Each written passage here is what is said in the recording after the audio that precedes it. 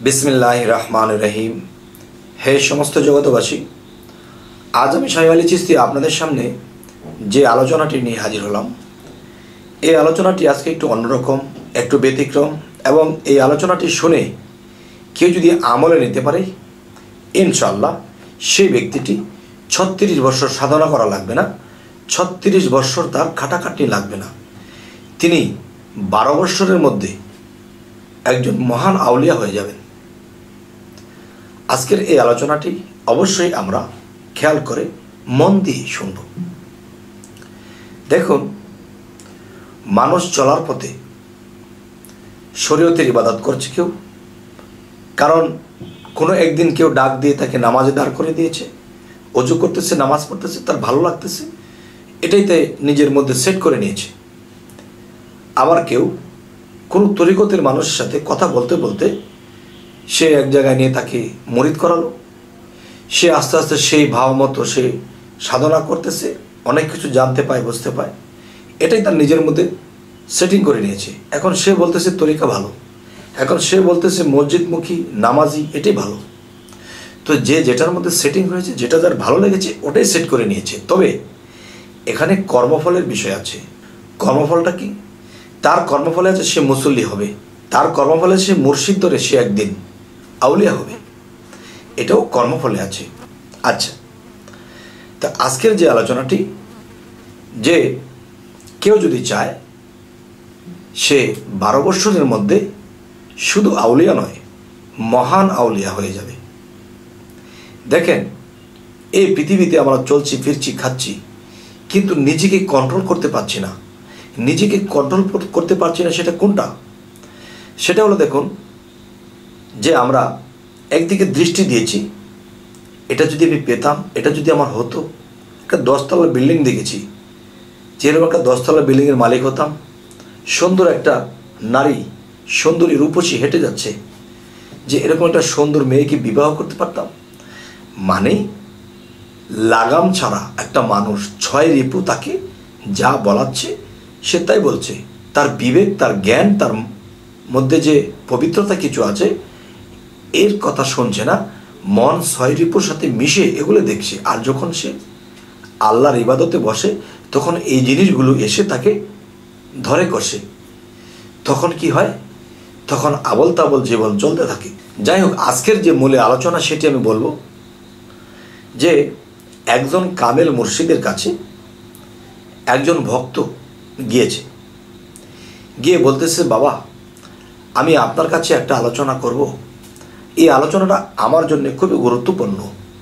আপনার কাছে হয়তো এরকম আলোচনা এমন গুরুত্ব না, কিন্তু আমার কাছে অনেক গুরুত্ব। সেটা হলো, বাবা, ৩৬ বছর সাধনা করতে পারবো না, বা ২৪ বছর সাধনা করতে পারবো না।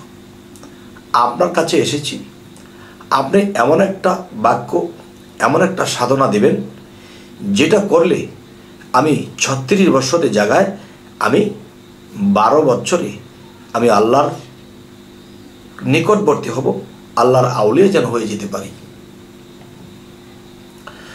তখন তার মুর্শিদ একটা অট্ট হাসি দিয়ে বলল, বাবা, যা কিছু বলা সহজ, তা তো করা বড় কঠিন।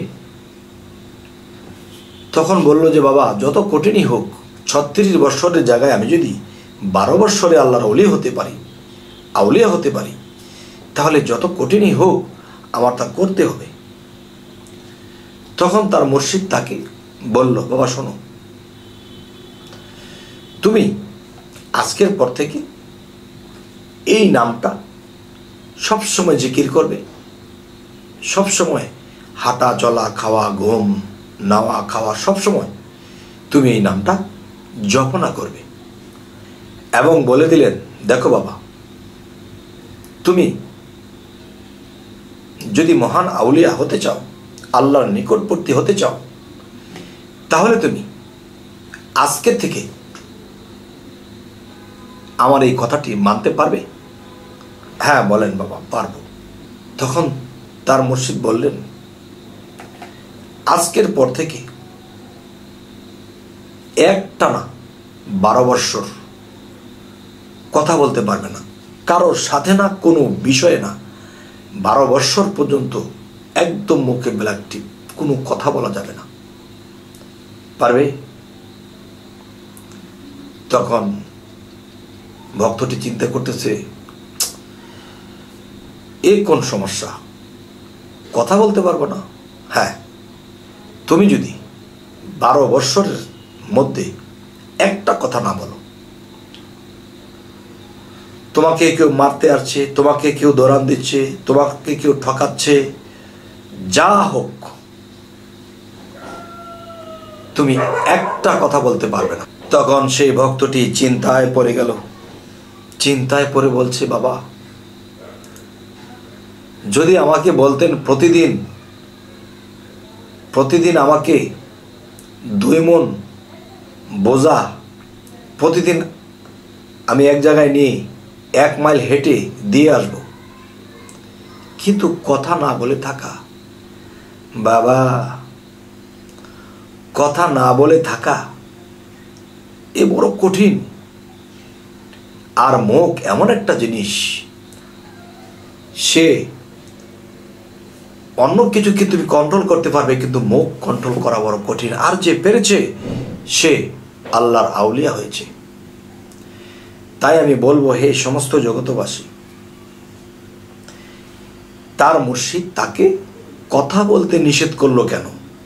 তাকে অন্য কোনো ইবাদত দিল না, অন্য কোনো সাধনা দিল না, তাকে কথা বলতে নিষেধ করলো কেন? এটার ভেদ রহস্যটা হলো, দেখুন, কথায় পাপ, কথায় সাপ, কথায় মাপ। মানুষ কিন্তু কথার মাধ্যমে পাপ করে, কথার মাধ্যমে মানুষ নিষ্পাপ হয়ে যায়।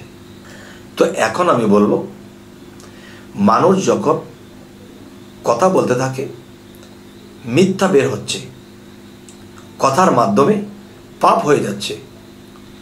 তাহলে একটা মানুষ যখন 12 বছর কথা বলবে না, তখন তার ভিতরে এমন একটা অবস্থা হবে, পাপের ময়লা কথার মাধ্যমে ঢুকবে না, এবং এই মুখ দ্বারা কোনো পাপ করবে না, এবং তাকে কেউ কষ্ট দিচ্ছে শব্দটাও বলবে না, তাকে কেউ অনাদর করছে, তুই মুখ ফুটে বলছে না আমার এটা লাগবে, দাও, এটাও বলতে পারছে না।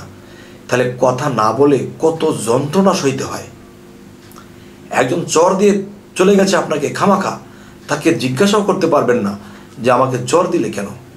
আপনাকে রেখে কত মানুষ খাওয়া দাওয়া করছে, আপনাকে খাবার দিচ্ছে না, অনেক খাবার জমা আছে তবু আপনাকে দিচ্ছে না, কিন্তু আপনি বলতে পারছেন না আমাকে খাবার দেন। তাহলে এই মুখের কথা বন্ধ করে দিলে মানুষের জীবনে কত কষ্ট, আর এর চেয়ে বড় সাধনা নেই, হতেই পারে না।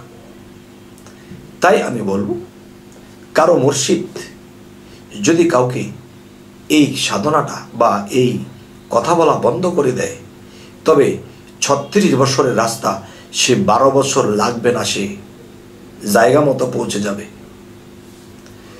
তবে হে সমস্ত জগতবাসী, আজকের যে এই আলোচনাটি আপনাদের সামনে করলাম, এই আলোচনাটি কি আপনাদের খারাপ লাগলো?